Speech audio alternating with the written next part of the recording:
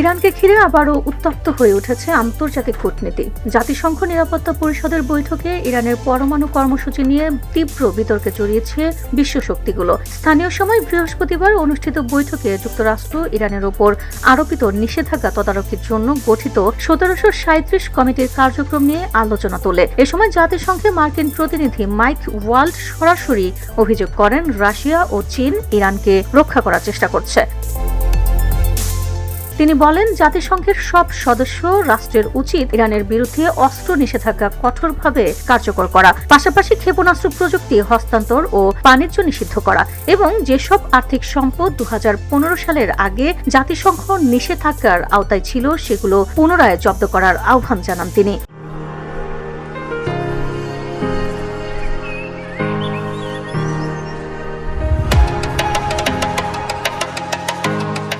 তবে যুক্তরাষ্ট্রের এই অভিযোগের তীব্র বিরোধিতা করেন ইরানের ঘনিষ্ঠ দুই মিত্র রাশিয়া ও চীন। রাশিয়ার রাষ্ট্রদূত ভেসেনি নেবেলচিয়া বলেন, ইরান পারমাণবিক অস্ত্র তৈরি করছে এমন আতঙ্ক ছড়ানো হলেও আন্তর্জাতিক পারমাণবিক শক্তি সংস্থার প্রতিবেদনে এর কোনো প্রমাণ নেই। অন্যদিকে চীনের প্রতিনিধি ফুজ উল্টো যুক্তরাষ্ট্রকে সংকটের উস্কানিদাতা হিসেবে আখ্যা দেন। তার অভিযোগ, কূটনৈতিক আলোচনা চলার মধ্যেই তেহরানের ওপর সামরিক হামলা চালিয়ে পরিস্থিতিকে আরও জটিল করে তুলেছে ওয়াশিংটন।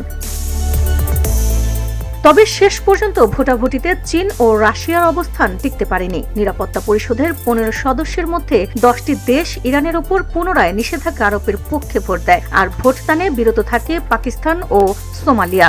এদিকে ব্রিটেন ও ফ্রান্স দাবি করেছে, ইরান তার পারমাণবিক কর্মসূচি নিয়ে আন্তর্জাতিক উদ্বেগ দূর করতে ব্যর্থ হয়েছে। তাদের মতে, ইরানের মজুদ ইউরেনিয়াম অন্তত 10টি পারমাণবিক অস্ত্র তৈরির সক্ষমতা রাখে।